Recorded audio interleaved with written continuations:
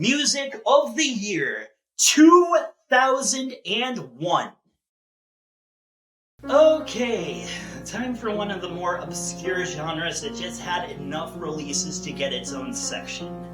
Which is a shame because Slowcore does have some pretty fantastic releases, even in the modern era. But 2001 is probably the very last year that we can say was part of Slowcore's golden years.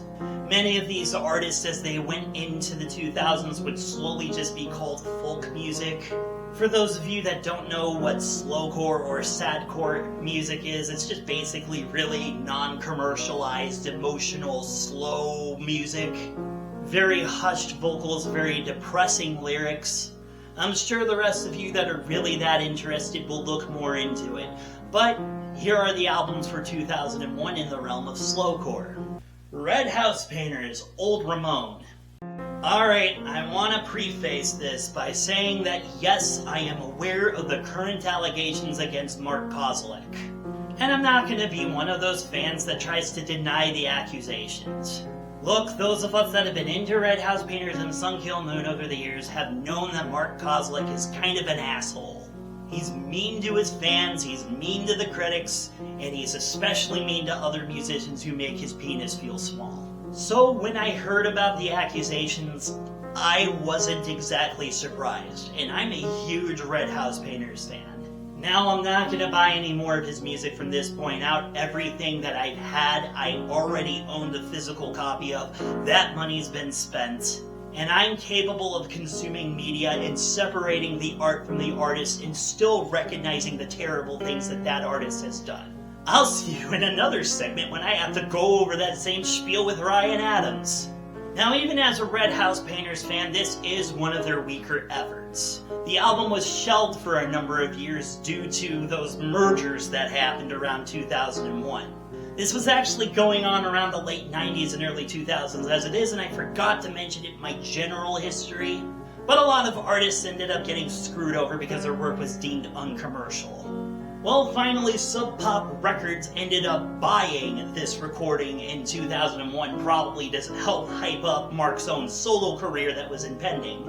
And we got this album finally released. This does contain some of the band's best songs, such as Wappa Den Den, a frickin' song about a goddamn cat, and a few other touching moments. But the thing is that it does feel like it drags, and it does feel like Mark Kozlek didn't care about this project anymore at this point.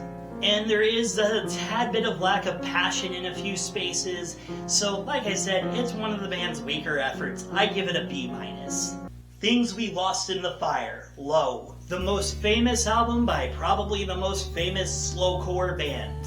Anytime you say you're into slowcore and someone knows what slowcore is, they're inevitably gonna ask you, do you listen to Low? And in the past, I've had a bit of an iffy relationship with Low, because Low writes this really slow, kind of boring sounding music. And I get it, some people like that really hushed indie vibe. But let me tell you that that's kind of gone a little bit here. This thing has a lot more lush instrumentation behind it. I know some of the critics behind this prefer Low's earlier material because it's not as sappy sounding to them, it doesn't have all those strings in it. But that extra instrumentation is, for me, what makes this album much more tolerable and actually quite excellent. There's even a song on here about a fucking miscarriage, and how much more heartbreaking can you get than that? Everything on here is just sad and depressing, but also kind of uplifting in its own way, just like the best depressing music is. Again, there's a couple of moments that drag just a teeny weensy little bit, but I highly recommend this album. A-. It's a Wonderful Life, Sparklehorse. Oh man, this is a bad introduction to Sparklehorse for me.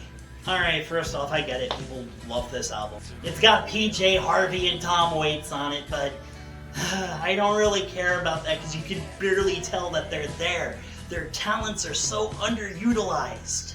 I also want to state that the death and suicide of the lead singer, Mark Linkous, that's nothing to scoff at. That's probably one of the most depressing stories I've ever heard in the world of popular music. But this thing just lacks a pulse to it. It feels like it's asleep behind the wheel, and it's just dragging us along for over an hour. And again, I get that some people like that type of stuff, and occasionally I will find an artist that does hit the right chord for me, who does that whispery, really quiet type of stuff. But most of the time it just kind of flies over my head, much like most Elliott Smith albums for me. That being said, it's not insufferably bad. There's a couple of moments that are pretty okay. So I'm just gonna give this thing a C+ and leave it at that. Yup, 3 albums, that's it. But there's plenty of more to cover in the next few genres that we talk about, so join me next time when I talk about probably something a little bit beefier. See you later.